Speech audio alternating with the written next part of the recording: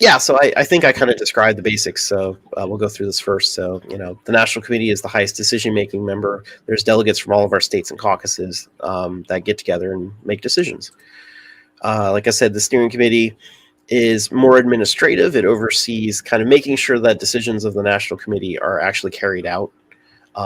It's sort of a level of accountability. They can report back to the National Committee about progress of things.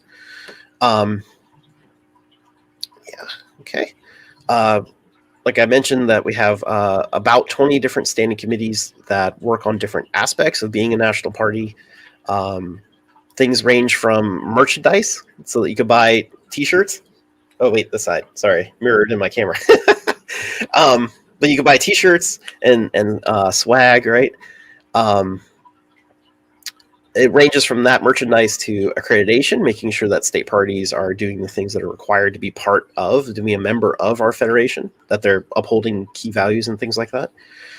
There's ballot access. We have some action committees. There's peace action, eco action, which help organize actual actions and let parties know how members can get involved in those actions on the ground. So there's been peace actions, for example, in Washington, D.C., that the Peace Action Committee has coordinated and gotten members from different states to come to.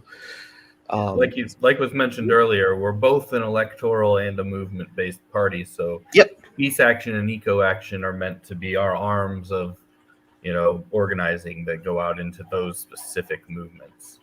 Yeah, exactly. It kind of interfaces between the movements and the party, right? And so then there's the ballot access and coordinated campaign, which is the more electoral wing. So there's a bunch of these different committees that you can actually look up on the website and see what they all are, and if that's something you might be interested in helping with. If not at a national level, then at least at your state level. Yeah, and I'd say too, since this is since these are informative, but also for onboarding. In order to join one of these committees, you have to be appointed by your state party or a caucus.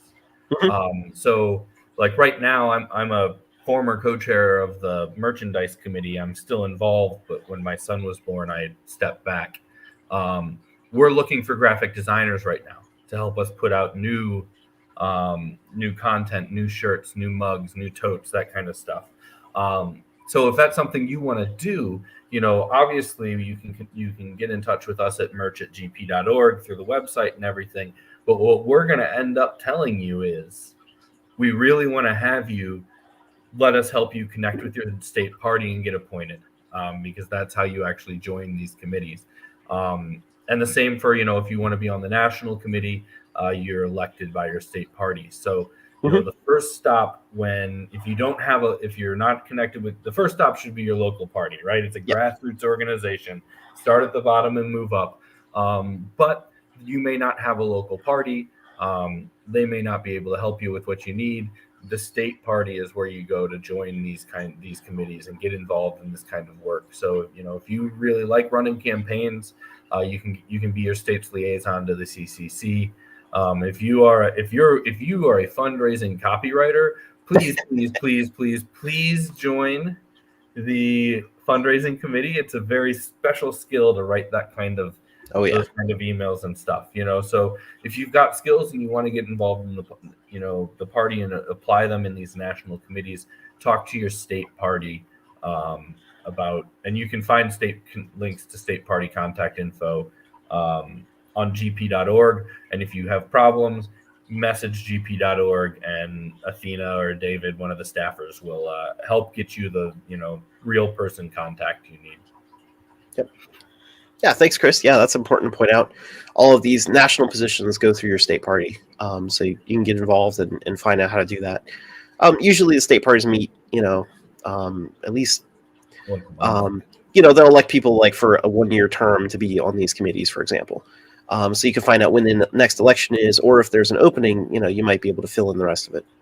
And most states have openings for most committees. So like in Illinois, if you came and said, I want to be on the fundraising committee, at our next coordinating committee, which we have once a month, we would appoint you.